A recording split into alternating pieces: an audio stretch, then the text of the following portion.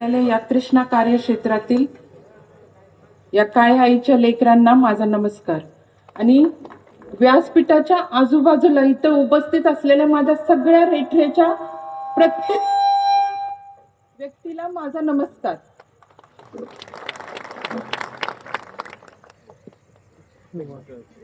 या रेठरे गावांनी मला घडवलं, मला संघर्ष शिकवला, मला नांदवलं आणि मला लोकांच्यावर प्रेम करायला शिकवलं।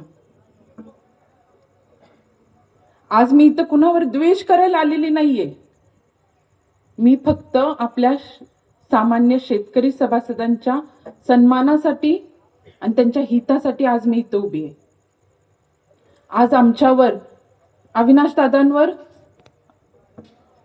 दादांच्या कार्यक्षमतेवर अनेक लोक प्रश्न उभे करतात, पण मी त्यांना सगळ्यांना सांगू इच्छिते की एवढ्या मोठ्या सत्ताधाऱ्यांच्या विरुद्ध लढायला सगळ्यांनी आपले गुडघे टेकवले, पण फक्त अविनाश दादांनी आणि त्यांच्या सहकाऱ्यांनी म्हणजे संस्थापक पॅनेलनी ही संघर्षाची लढाई लढायचे ठरवले।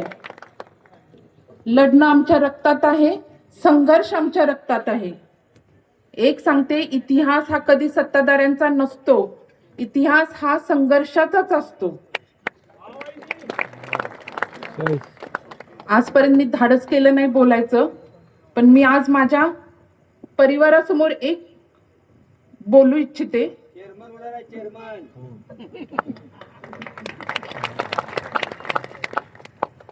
खोटे आरोप करून सत्य झाकण्याचा प्रयत्न कितीही केला तरी सत्य समोर येणारच। आता गजानन पाटील दादांनी जे तुम्हाला सविस्तर सगळं समजून सांगितलं, आणि एक लक्षात घ्या, जी वेळ त्या गोष्टीमुळे आमच्या परिवारावर आमच्या सहकाऱ्यांच्यावर आली आहे, मी प्रामाणिकपणे माझी इच्छा व्यक्त करते की ही वेळ कुणावरही येऊ नये, अगदी ज्यांनी ही गोष्ट घडवून आणली त्यांच्यावरही ही वेळ येऊ नये। आज आम्ही दिलेली आश्वासनं ते फक्त शब्द नाहीयेत, ते वचन आहे आमचं, आणि ते वचन पूर्ण होईपर्यंत आम्ही स्वस्थ बसणार नाही। कारण या कृष्णा परिवारात मतापेक्षा वचनाला महत्व आहे।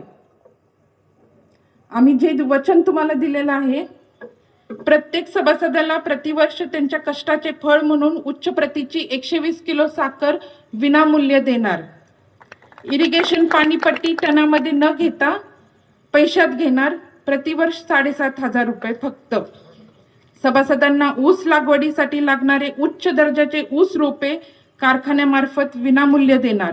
प्रोग्राम अनुसार ऊस तोड करून सभासदांच्या ऊसाला प्राधान्य देणार। तसेच ऊस तोडीसाठी सभासदांना कोणतेही पैसे द्यायची गरज लागणार नाही।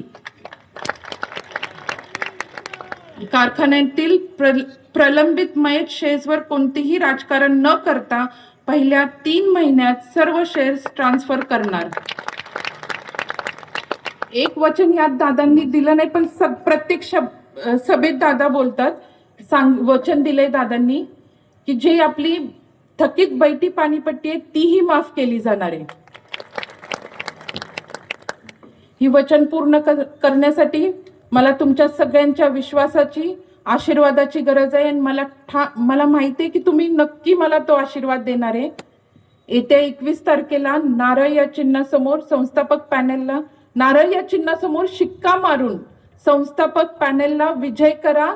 हा विजय फक्त संस्थापक पॅनेलचा नसणार आहे, हा विजय आपल्या सगळ्यांचा असणार आहे। मला पूर्ण विश्वास आहे माझ्या कृष्णा परिवारावर, माझ्या रेठरेच्या परिवारावर आणि माझ्या शेतकरी सभासदांवर। जाता जाता मी एकच सांगते, घरचा गाडा चालवणारी स्त्री जर कारखान्याच्या प्रक्रियेत सहभागी झाली तर ती नक्कीच कुणावर अन्याय होऊन देणार नाही। मला एक संधी द्या। धन्यवाद।